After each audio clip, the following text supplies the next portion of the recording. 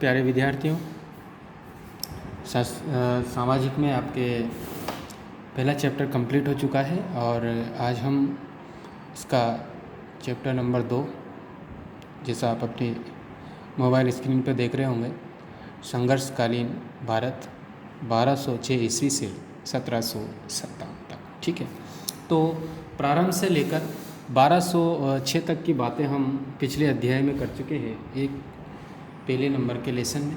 और आज यहाँ हम 1200 से लेकर के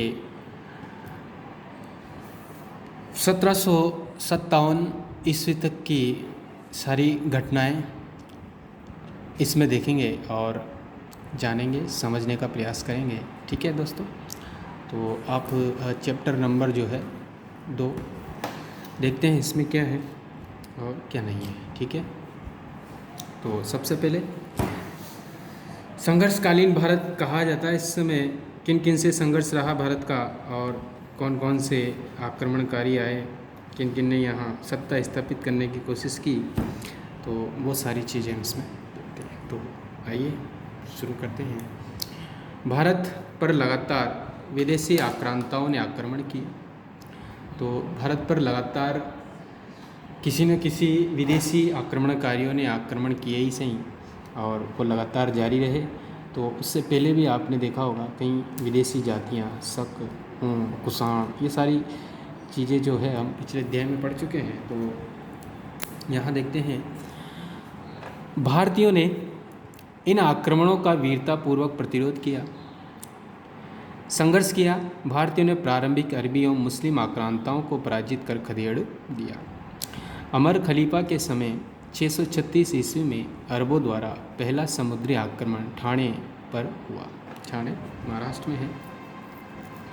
तो सबसे पहले जो अरबों का आक्रमण था वो 636 ईस्वी में, समुद्री आक्रमण जो पहला था वो ठाणे पे हुआ था अमर खलीफा के समय। किताब फुतू अल फुलदान, ये एक पुस्तक का नाम है।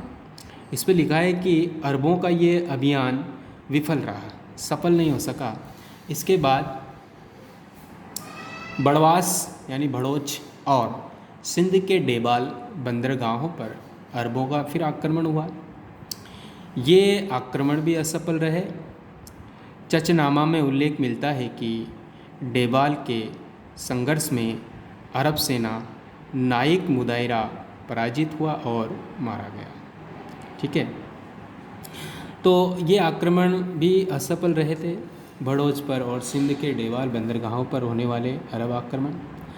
तो चचनामा ये भी पुस्तक है, इसमें उल्लेख मिलता है कि डेबाल के संघर्ष में अरब सेना नायक जो था मुदायरा, वो पराजित हुआ और मारा गया। 712 ईस्वी में मोहम्मद बिन कासिम ने सिंध के राजा दाहिर के मध्य भयानक संघर्ष हुआ। मोहम्मद बिन कासिम और सिंध का राजा था दाहिर, इन दोनों के बीच बहुत भयंकर लड़ाई हुई, संघर्ष हुआ। बाबा धूरी ने लिखा कि महाभयंकर संघर्ष हुआ, ऐसा जैसा कभी नहीं सुना गया। चचनामा में उल्लेख है कि काफिरों यानी गैर मुस्लिमों ने अरबों को चारों ओर से जकड़ लिया और जिस बहादुरी और दृढ़ता से वे लड़े, उसके कारण इस्लाम की पूरी फौज घबरा गई और तार-तार हो गई। कौन से युद्ध की बात है ये? मोहम्मद बिन कासिम और सिंध के राजा दाहिर के मध्य जो 712 ईस्वी में संघर्ष हुआ था, उसकी बात है। इसी बीच संयोगवश एक तीर हाथी पर सवार राजा दाहिर के सीने पर लगा। इस कारण राजा मृत्यु को प्राप्त हो गया, दाहिर जो है मर गया। इसके बाद भी राजकुमार जेसिया व साम्राज्ञी रानी बाई किले की रक्षा के लिए डटे रहे। महमूद गजनवी को कश्मीर के शाही शासक जयपाल और आनंदपाल से कड़ा संघर्ष करना पड़ा। मोहम्मद गौरी को पृथ्वीराज चौहान के हाथों ही कई बार पराजित होना पड़ा। कुछ परिस्थितियाँ ऐसी बनी कि 1206 ईस्वी तक भारत में मुस्लिम राज्य की शुरुआत हो गई थी। ठीक है ना, ये मुस्लिम आक्रांता थे, बाहरी देशों से आने वाले। तो लगभग 1206 ईस्वी आते आते मुस्लिम राज्यों की शुरुआत भारत में होने लग गई थी। इसके उपरांत भी भारतीयों द्वारा लगातार विदेशी शक्तियों के विरुद्ध संघर्ष जारी रहा और ये संघर्ष भारतीय स्वतंत्रता आंदोलन तक चलता रहा। भारतीयों ने प्रतिकार और संघर्ष को अनवरत रखा। दिल्ली सल्तनत 1206 से 1526 तक। अब दिल्ली जो देखो एक किसी भी देश का एक मुख्य केंद्र हुआ करता था, तो उस समय भारत में जो सत्ता का मुख्य केंद्र था वो था दिल्ली, और दिल्ली सल्तनत के रूप में विकसित हुई। और वहाँ पे किन किन का शासन किस किस समय रहा वो सारी चीज़ें अब हम आगे पढ़ने वाले हैं। ठीक है, तो देखिए 1206 से 1526 ईस्वी तक की बात हम इसमें करने वाले हैं।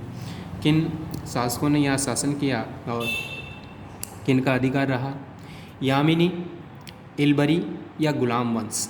सबसे पहले है गुलाम वंश, जो कुतुबुद्दीन ऐबक 1206 से 1210 का राज्यारोहण 1206 में हुआ। कौन? कुतुबुद्दीन ऐबक का नाम सुना होगा, गुलाम वंश का था ये। तो 1206 में ये इसका राज्यारोहण हुआ, राजा बना। इसे लाल बख्श भी कहा जाता है। किसको? कुतुबुद्दीन ऐबक को लाल बख्श भी कहते हैं। 1206 में इसका राज्यारोहण हो जाता है। इसकी राजधानी लाहौर थी। इसने अपनी राजधानी बनाई, कौन? लाहौर को। इसके दरबार में हसन निज़ामी को संरक्षण मिला। किसको संरक्षण मिला? हसन निज़ामी को। कुतुब मीनार की पहली मंजिल ऐबक द्वारा बनवाई गई। कुतुब मीनार देखी होगी दिल्ली में, तो इसकी पहली मंजिल ऐबक द्वारा बनवाई गई थी। ऐबक मतलब कुतुबुद्दीन ऐबक। कुतुबुद्दीन ऐबक ने कुतुब मीनार का शेष मतलब पहली मंजिल बनाई थी, लेकिन इसका जो शेष भाग था वो इल्तुतमिश ने पूरा कराया। ठीक है, कुतुब मीनार की पहली मंजिल कुतुबुद्दीन ऐबक द्वारा बनवाई गई, लेकिन इस कुतुब मीनार का शेष भाग जो था वो इल्तुतमिश ने पूरा करवाया। प्रसिद्ध सूफी संत ख्वाजा कुतुबुद्दीन बख्तियार काकी की स्मृति में, सूफी संत थे ये, क्या नाम था उनका? कुतुबुद्दीन बख्तियार काकी। तो इनकी स्मृति यानी याद में कुतुब मीनार का निर्माण करवाया गया था। पूछा जाए आपसे कुतुब मीनार क्यों बनवाया गया, किसने बनवाया, तो आप क्या देंगे जवाब कि एक सूफी संत थे ख्वाजा कुतुबुद्दीन बख्तियार काकी, तो उनकी याद में कुतुब मीनार का निर्माण करवाया गया। और इसकी पहली मंजिल जो है वो कुतुबुद्दीन ऐबक के द्वारा बनाई गई और शेष भाग जो था इल्तुतमिश ने पूरा करवाया। ठीक है, कहाँ पर है? दिल्ली में। समकालीन इस्लामिक साहित्य में ऐसा उल्लेख है, सन 1210 में चौगान यानी पोलो खेलते हुए घोड़े से गिरकर ऐबक की मृत्यु हो जाती है। तो कुतुबुद्दीन ऐबक गुलाम वंश का जो शासक था वो 1210 में मर जाता है, मृत्यु हो जाती है। कैसे? चौगान यानी पोलो खेलते हुए घोड़े से गिर गया और मृत्यु हो गई। उसके बाद इल्तुतमिश शासक बना। ये ऐबक का दामाद एवं उत्तराधिकारी था। जो कुतुबुद्दीन ऐबक है उसका ये दामाद था, दामाद, और साथ में ही ये उसका उत्तराधिकारी भी था। इसे मुस्लिम साम्राज्य का वास्तविक संगठनकर्ता माना जाता है। इसे मुस्लिम साम्राज्य का वास्तविक संगठनकर्ता माना जाता है। 1226 में इल्तुतमिश ने रणथंबोर को जीत लिया, अपने राजस्थान का है। 1200 कितने में? 26 में। और 1223 में सुल्तान ने मालवा पर आक्रमण कर भिल्ला के दुर्ग को भी जीत लिया। ग्वालियर और जालोर पर भी इसका अधिकार हो गया। जालोर ये भी अपने राजस्थान में है। खारिज़्म शाह के पुत्र मंगबरनी को सहायता नहीं देकर इल्तुतमिश ने मंगोल चंगेज़ खां से दुश्मनी मोल नहीं ली। इसके बाद रज़िया सुल्तान, नाम सुना होगा आपने, ये पढ़ते हैं उनके बारे में। 1236 से 40 तक गुलाम वंश पढ़ रहे हैं हम। दिल्ली पर इनकी सल्तनत स्थापित करी थी और इनका शासन था। तो सबसे पहले हमने कुतुबुद्दीन ऐबक को पढ़ा, उसके बाद इल्तुतमिश, और अब हम अध्ययन करेंगे रज़िया सुल्तान का। इसका समय है 1236 से 1240 ईस्वी तक। रुकनुद्दीन फिरोज़ शाह की हत्या के बाद इल्तुतमिश की पुत्री रज़िया सुल्तान बनी। ठीक है, क्या नाम था उसका? रज़िया था। किसकी बेटी थी? इल्तुतमिश की पुत्री। ठीक है। इल्तुतमिश ने रजिया को उत्तराधिकारी चुना। परंपरावादी और कट्टरपंथी तुर्की अमीरों ने रजिया का विरोध किया क्योंकि एक महिला को शासक बनाया जा रहा था। रजिया ने पर्दा त्याग दिया क्योंकि मुस्लिमों में पर्दा प्रथा प्रचलित थी, लेकिन रजिया ने क्या किया, जो पर्दा था वो त्याग दिया और पुरुषों के समान कुबा, कोट, कुला, टोपी पहनने लगी। जो उस समय पुरुषों का पुरुष शासकों का जो पहनावा हुआ करता था वैसा ही उस रजिया सुल्तान ने भी धारण कर लिया। उसने मलिक जलालुद्दीन याकूत, अबिसीनिया का निवासी था, ये जगह का नाम है, उसको अमीर अखूर यानी अस्वसाला का प्रधान नियुक्त कर दिया। तो अमीर अखूर अस्वसाला का प्रधान नियुक्त किया, जिससे तुर्क अमीर नाराज हो गए। सरहिंद के शासक के विद्रोह को शांत करने के अभियान में याकूत की हत्या कर दी गई। याकूत, जलालुद्दीन याकूत जो अबिसीनिया का निवासी था, उसने जिसको अमीर अखूर नियुक्त किया था, तो इससे तुर्की जो अमीर नाराज़ हो गए थे और सरहिंद के शासक के विद्रोह को शांत करने के अभियान में याकूत की हत्या कर दी गई। बाद में रजिया ने अल्तूनिया से विवाह कर लिया। किससे विवाह किया? अल्तूनिया से।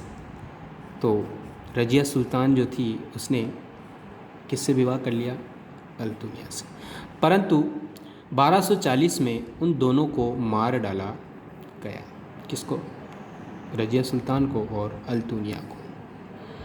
1240 से 42 ईस्वी तक बहराम शाह और 1242 से 1246 तक मसूद शाह एवं 1246 से 1265 ईस्वी तक नासिरुद्दीन महमूद ने सत्ता को संभाला। ठीक है। ये सभी अयोग्य शासक थे, मतलब इनमें कोई योग्यता नहीं थी शासन चलाने की। नासिरुद्दीन महमूद के पीछे वास्तविक बल गयासुद्दीन बलबन का था। अब पढ़ते हैं हम बलबन को। इसका समय है 1265 से 1296 तक, क्योंकि 1265 से 46 से 65 तक तो नासिरुद्दीन महमूद था। तो नासिरुद्दीन महमूद के पीछे जो वास्तविक बल वो था गयासुद्दीन बलबन का। तो आइए बलबन के बारे में अध्ययन करते हैं। उलुग खां बलबन इल्तुतमिश के चहलगानी यानी 40 नामक तुर्की दासों के प्रसिद्ध दल से संबंधित था। वह, अंडरलाइन कर लेना इसको, उलुग खां जो यानी बलबन, इल्तुतमिश जो था उसके चहलगानी यानी 40 नामक, ये चहलगानी एक नाम का एक तुर्की दासों के प्रसिद्ध दल था ये। तो ये उसी दासों में से था। वह 1265 ईस्वी में गद्दी पर बैठा। कितने पर? 1265 में। मंगोलों का सामना करने के लिए एक सैन्य विभाग दीवाने आरिज को पुनर्गठित किया। इसने एक विभाग बनाया, दीवाने आरिज। उसने सिजदा और पाबोस यानी सम्राट के सम्मुख झुककर उसके पैरों को चूमना की प्रथा को दरबार में शुरू किया। ठीक है। जब ये राजा बना तो इसने एक प्रथा शुरू कर दी कि जो भी दरबार में आएगा वो सम्राट के सामने झुककर पैरों को चूमेगा। बलबन दिल्ली सल्तनत के प्रशासनिक ढांचे के निर्माताओं में प्रमुख था। उसने शत्रुओं के प्रति लोह और रक्त की नीति अपनाई, जिसमें पुरुषों को मार दिया जाता था, वह बच्चों और स्त्रियों को गुलाम बनाया जाता था। देखो यहाँ से अंडरलाइन करो। उसने शत्रुओं के प्रति लोह और रक्त की नीति अपनाई, जिसमें पुरुषों को तो मार दिया जाता था और बच्चों और स्त्रियों को वो क्या करता था? गुलाम बना लेता था। 1286 में बलबन की मृत्यु के बाद अमीरों के दलीय संघर्ष ने खूनी रूप ले लिया। क्यूमर्स का वध कर 1290 में जलालुद्दीन खिलजी ने स्वयं को सुल्तान घोषित कर दिया। ये बड़ी इंपॉर्टेंट बात है। क्यूमर्स का वध करके 1290 में जलालुद्दीन खिलजी, ठीक है, तो यहीं से ये खिलजी वंश शुरू हो जाएगा, स्वयं को सुल्तान घोषित कर दिया। बलबन का राजत्व सिद्धांत प्रसिद्ध रहा है। बलबन की मान्यता थी कि राजा पृथ्वी पर ईश्वर का प्रतिनिधि है।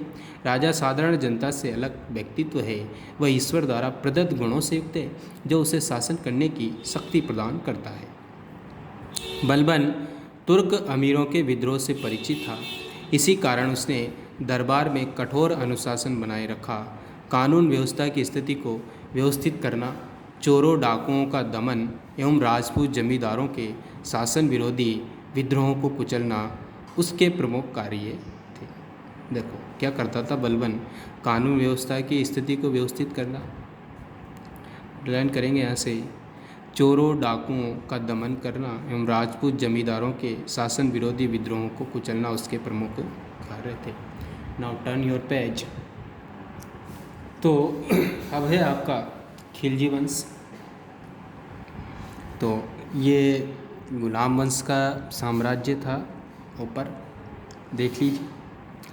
ये इस तरह का भारत हुआ करता था पहले, क्योंकि पाकिस्तान जो था हमारे ही भारत में था, ठीक है ना। तो ये इस तरह का इंडिया हुआ करता था उस समय। आज हम यहाँ से ही यूँ निकल जाते हैं और इधर कश्मीर के हिस्से में पहुँच जाते हैं। खिलजी वंश, और इसका समय है 1290 से 1320 ईस्वी तक। तो खिलजी वंश के प्रथम शासक जलालुद्दीन फिरोज़ खिलजी, ठीक है, ये पहला शासक था। इसका समय है 1290 से 1296, जो 70 वर्ष का था। इसके भतीजे और दामाद अलाउद्दीन ने इलाहाबाद में उसका 1296 में धोखे से हत्या करवा दी। देखो इसका भतीजा था किसका, जलालुद्दीन खिलजी का, और दामाद भी था, क्या नाम था उसका, अलाउद्दीन खिलजी। ये वही अलाउद्दीन खिलजी है जो रतन सिंह से पद्मावती के लिए युद्ध करता है, याद है आपको। तो ये धोखे से क्या करता है, 1296 ईस्वी में किसकी हत्या करवा देता है, अपने ही ससुर और जो जलालुद्दीन खिलजी है उसकी, ठीक है। तो इसने अपने चाचा को मरवा दिया, चाचा भी लगता था इसका, और स्वयं क्या बन गया, सुल्तान बन गया। अपने 20 वर्षों के शासन में कुछ अपने सुधारों को लेकर अलाउद्दीन की चर्चा होती है। उसने सिक्कों पर अपने उल्लेख द्वितीय सिकंदर के रूप में करवाया। उसने क्या कहा कि मैं दूसरा सिकंदर हूँ, और ये बात उसने चलाए गए सिक्कों पर लिखवाया। उसके शासन में कश्मीर और बंगाल शामिल नहीं थे। गुजरात के बघेला राजपूत राजा राय कर्णदेव के खिलाफ सैन्य अभियान किया। अलाउद्दीन ने, देखो ये बड़ी इंपॉर्टेंट बात आ रही है, अपने राजस्थान से संबंधित है। अलाउद्दीन ने 1301 में रणथंभौर और 1303 में चित्तौड़ पर आक्रमण कर उसको लूट लिया। 1301 में किसको, रणथंभौर को, और 1303 में चित्तौड़ को, ठीक है ना। तो ये रानी जो थी वहाँ की पद्मावती 1303 की बात है, और ये 1301 में रणथंभौर पे बात है, ठीक है, जहाँ पर जौहर हुआ था। दोनों जगह जौहर हुए थे या जल जौहर हुआ था। गुजरात अभियान के दौरान उसे अपार धन संपदा प्राप्त हुई। फिर इसने गुजरात की तरफ अभियान किया और इसको बहुत सारा धन प्राप्त हुआ। साथ ही एक बिंदु से धर्मांतरित मुस्लिम सेना नायक मलिक काफूर का साथ मिला। हिंदू धर्म से धर्मांतरित, ठीक है ना, हिंदू धर्म से धर्म परिवर्तित करके ये क्या बना था, मुस्लिम। तो इसका नाम था मलिक काफूर। तो ये इसके साथ हो गया। इस मलिक काफूर की सहायता से ही अलाउद्दीन खिलजी दक्षिण भारत में प्रवेश कर चुका। प्रश्न आए कि किसकी सहायता से अलाउद्दीन खिलजी ने दक्षिण भारत में प्रवेश किया, तो उसका नाम है मलिक काफूर। मलिक काफूर ने देवगिरी, होयसल राज्य एवं पांडे राज्य पर आक्रमण किए। अमीर खुसरो के अनुसार काफूर रामेश्वरम तक पहुंचा। अलाउद्दीन के समय राजस्व का ढांचा पुनर्निर्मित किया गया। विद्रोहों पर नियंत्रण के लिए उसने 4 आदेश जारी किए। अमीर वर्ग की संपत्ति जब्त करना, क्या आदेश दिए उसने, अमीर वर्ग की संपत्ति जब्त करना। खालसा भूमि को कृषि योग्य बनाकर राजस्व में वृद्धि करना। दिल्ली में मद्य निषेध गुप्तचर प्रणाली का गठन, अमीरों के परस्पर मेल मिलाप को रोक लगाना, ये सारी इसके 4 आदेश जारी किए थे इसने। उसने खलीफा की सत्ता को मान्यता देते हुए स्वयं ने यास्मिन उल खिलाफत नासिर अमीर उल मोमिनीन की उपाधि धारण की। ये उपाधि है, अलाउद्दीन खिलजी ने ये उपाधि धारण की। खज़ाइनुल फतूह में अमीर खुसरो ने अलाउद्दीन को विश्व का सुल्तान और जनता का चरवाहा जैसी पदवियों से विभूषित किया। ये अमीर खुसरो अलाउद्दीन को क्या कहता था, विश्व का सुल्तान और जनता का चरवाहा। सुल्तान ने पुलिस, गुप्तचर डाक पद्धति, प्रांतीय प्रशासन में कई सुधार किए। सबसे महत्वपूर्ण सुधार बाजार नियंत्रण था। दीवाने रियासत व्यापार का नियंत्रण, शाहाना का दंडाधिकारी, बाजार का दरोगा, मोहतसिब जनसाधारण का एक रक्षक एवं नाप तोल का निरीक्षण करता, बरीद ए मुमालिक, गुप्तचर अधिकारी आदि नए पद सृजित कर प्रशासन को ठीक किया। तो ये उसके प्रशासन के पद थे जो इसने बनाए। उसने अपनी एक विशाल सेना के रख रखाव हेतु आर्थिक सुधार भी किए। मोलभाव सुनिश्चित कर सुल्तान ने काला बाजारी और मुनाफाखोरी पर रोक लगा दी। सराय अदल स्थानीय एवं विदेशी वस्तुओं का बाजार है। अलाउद्दीन पहला शासक था जिसने सैनिकों को नगद वेतन दिया।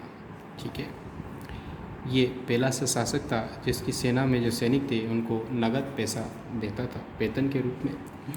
1303 में अलाउद्दीन ने अलाई किला अथवा कौश ए सीरी बनवाया जिसमें 7 दरवाजे थे। 1316 ईस्वी में अलाउद्दीन की मृत्यु के बाद उसका पुत्र कुतुबुद्दीन मुबारक खिलजी शासक बना। उसने अपने पिता के सभी कठोर आदेशों को रद्द कर दिया। एक बात याद रखना, 1316 में अलाउद्दीन खिलजी की मृत्यु हो गई थी। उसके बाद उसका बेटा था कुतुबुद्दीन मुबारक, ये शासक बना। तो उसने अपने पिता के सभी कठोर आदेशों को क्या कर दिया, रद्द कर दिया और स्वयं को खलीफा घोषित कर दिया। खलीफा क्या है, ये मतलब मुस्लिम धर्म में एक धर्म गुरु होता है। और उल वासिफ बिल्लाह की उपाधि धारण की। इसकी हत्या के बाद नासिरुद्दीन खुसरो शाह सुल्तान बना जो खिलजी वंश का अंतिम शासक था। अंतिम शासक कौन है खिलजी वंश का? खुसरो शाह सुल्तान, नासिरुद्दीन खुसरो शाह सुल्तान। ठीक है, ये अंतिम था और यहीं से खिलजी वंश समाप्त हो जाता है। नेक्स्ट पेज पे आ जाइए। तो अब खिलजी वंश के बाद अपना है तुगलक शासनकाल। देखते हैं इसमें क्या है। खुसरो शाह की हत्या करके गाजी मलिक अथवा तुगलक गाजी गयासुद्दीन तुगलक 1320 में दिल्ली का सुल्तान बन गया। सुल्तान बनते ही उसने प्रांतीय विद्रोह का सामना करना पड़ा। तेलंगाना के राजा प्रताप रुद्र देव के खिलाफ उसने अपने पुत्र जूना खां को वारंगल भेजा। इसका बेटा था जूना खां, वारंगल नामक जगह पर भेजा। जाज नगर उड़ीसा में सैन्य अभियान किया जिसमें उलूक खां, जूना खां की विजय हुई। ठीक है, गयासुद्दीन का अंतिम सैनिक अभियान बंगाल के विद्रोह का दमन था। दिल्ली वापसी पर इसका अंतिम अभियान, अंडरलाइन करो इसको, कहाँ का था? बंगाल का। दिल्ली वापसी पर आयोजित स्वागत समारोह में एक लकड़ी के भवन से गिरने से 1325 में उसकी मृत्यु हो गई। किसकी? खुसरो शाह की हत्या करके जो गाजी मलिक या फिर तुगलक गाजी गयासुद्दीन तुगलक जो राजा बना था वो। ठीक है, तो इसका पुत्र जूना खां मोहम्मद तुगलक के नाम से सुल्तान बना। इसके बाद कौन राजा बना? जूना खां मोहम्मद तुगलक के नाम से सुल्तान बन गया। ठीक है, 1325 में तो इसकी मृत्यु हो जाती है। उसका नाम कई संज्ञाओं से जोड़ा गया। अंतर विरोधों का विस्मयकारी मिश्रण, रक्त का प्यासा आदि। मोहम्मद तुगलक के समय तुगलक साम्राज्य 23 मुक्तों यानी प्रांतों में बटा हुआ था। बर्नी सुल्तान की 5 मुख्य योजनाओं का वर्णन करता है। बर्नी एक इतिहासकार है, ये कह रहा है कि सुल्तान की 5 मुख्य योजनाएं थी। दोआब में कर वृद्धि, पहला देवगिरी को राजधानी बनाना, सांकेतिक मुद्रा का प्रचलन, खुरासान पर आक्रमण और कराचिल का अभियान। सुल्तान ने 1327 से 1335 ईस्वी तक देवगिरी को अपनी राजधानी बनाकर रखा और उसका नाम दौलताबाद रखा। 1330 में तांबे एवं कांसे के मिश्रित सांकेतिक सिक्के चलाए। लोगों ने जाली सिक्के बनवाना आरंभ कर दिया, अतः सांकेतिक मुद्रा बंद करनी पड़ी। मोरक्को का यात्री इब्न बतूता लगभग 1333 में भारत आया। मोरक्को का यात्री था, ठीक है ना। हर शासक के शासनकाल में कोई ना कोई विदेशी यात्री आया है, तो इसके टाइम पे आया था। मोरक्को का यात्री था इब्न बतूता, लगभग 1333 में आया था सुल्तान ने उसे दिल्ली का काजी नियुक्त किया तथा 1342 में राजदूत बनाकर चीन भेजा। 1351 में मोहम्मद तुगलक की मृत्यु हो गई। ये लो साहब 1351 में ये भी समाप्त हो गए। फिर 1351 ईस्वी में फिरोज शाह तुगलक सुल्तान बन गया, जो मोहम्मद तुगलक का चचेरा भाई था। फिरोज शाह तुगलक शासक बनता है, कौन था? मोहम्मद तुगलक का चचेरा भाई। बंगाल के हाजी इलियास के स्वतंत्र हो जाने से उसके विरुद्ध फिरोज शाह ने 2 बार सैन्य अभियान किया, परंतु असफल रहा। फिरोज शाह ने सरकारी एवं सेना की नौकरी का वंशानुगत बना दिया एवं योग्यता की जांच करने की प्रणाली का त्याग कर दिया। फिरोज शाह ने क्या किया? सरकारी और जो सेना की नौकरी थी उसको वंशानुगत, यानी इसके बाद उसका बेटा बेटा बेटा ऐसे मतलब बनते जाएंगे, और योग्यता जांच करने की प्रणाली का उसने समाप्त कर दिया। उसने अपने पुत्र फतेह खां को अपना उत्तराधिकारी नियुक्त किया। इसका बेटा था फतेह खां। सिक्कों पर अपने नाम के साथ उसका नाम भी अंकित करवाया। फिरोज ने अपने भवन निर्माण कला को अत्यधिक महत्व दिया। हिसार, फिरोज़ाबाद एवं जौनपुर आदि नगर इसने ही बसाए थे। ठीक है, उत्तर प्रदेश में है ये। टोपरा तथा मेरठ से अशोक स्तंभ दिल्ली लाए गए, परंतु विद्वान इन्हें पढ़ ना सके। टोपरा और मेरठ से अशोक के स्तंभों को ये दिल्ली लाया, लेकिन इनको कोई पढ़ नहीं सका। फिरोज की सबसे बड़ी उपलब्धि क्या थी? फांसी तथा सिरसा के क्षेत्रों में पानी की कमी दूर करने के लिए नहरों की खुदाई करवाई। एक नहर सतलज नदी से दीपालपुर के तथा दूसरी यमुना नदी से सिरमौर के पास खुदवाई गई। उपज वृद्धि करना, अकाल से निपटने हेतु ठोस नीति अपनाई गई। फिरोज तुगलक भी कट्टरवादी इस्लामिक अमीरों के हाथों में रहा। उसने न केवल ब्राह्मणों पर जजिया नामक कर लगाया, बल्कि मुस्लिम विचारधारा सिया समर्थक व्यक्तियों को मृत्युदंड भी दिया। गैर इस्लामी सजाएं समाप्त कर दी गई। गैर शरीयत कर हटा दिए गए।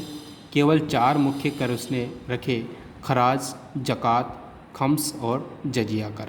ठीक है, 4 कर रखे, बाकी सब हटा दिए। दासों की संख्या में असाधारण वृद्धि हुई। कितने दास थे उसके यहाँ देखो, 1,80,000। दीवाने बंदगान के नाम से दासों के नाम से नया विभाग भी खोला। फिरोज ने दिल्ली में खरबूजों तथा अंगूरों की खेती को प्रोत्साहित किया और अनेक बाग भी लगवाए। 1388 में फिरोज शाह की मृत्यु हो गई और तुगलक वंश का अंतिम शासक नासिरुद्दीन मोहम्मद था। यहाँ से अंडरलाइन करेंगे इसको, इसका अंतिम शासक कौन था? नासिरुद्दीन महमूद। ठीक है, उसी प्रकार से अभी हमने पढ़ा था खिलजी वंश में कौन था अंतिम? नासिरुद्दीन खुसरो शाह सुल्तान। ठीक है, यहाँ पर कौन है शासक? नासिरुद्दीन महमूद। ठीक है, तो इसी समय 1398 में तुर्क आक्रांता तैमूर लंग ने भारत पर आक्रमण कर लूटपाट शुरू कर दी और अब आ गया सैयद वंश। ठीक है, तो अभी हम 1206 से आगे की बात कर रहे हैं, तो उसमें कुछ वंश, जैसे अभी हमने तुगलक वंश पढ़ा, उससे पहले खिलजी वंश पढ़ा, और उससे पहले हमने गुलाम वंश पढ़ा। तो अब देखते हैं सैयद वंश। सैयद वंश में क्या है देखो, तैमूर ने दिल्ली को जीतकर खिज्र खां को अपना, पेज पलट लो, तो उसको प्रतिनिधि नियुक्त किया। खिज्र खां ने सैयद वंश की स्थापना की थी। यहाँ से अंडरलाइन करें, खिज्र खां ने सैयद वंश की स्थापना की।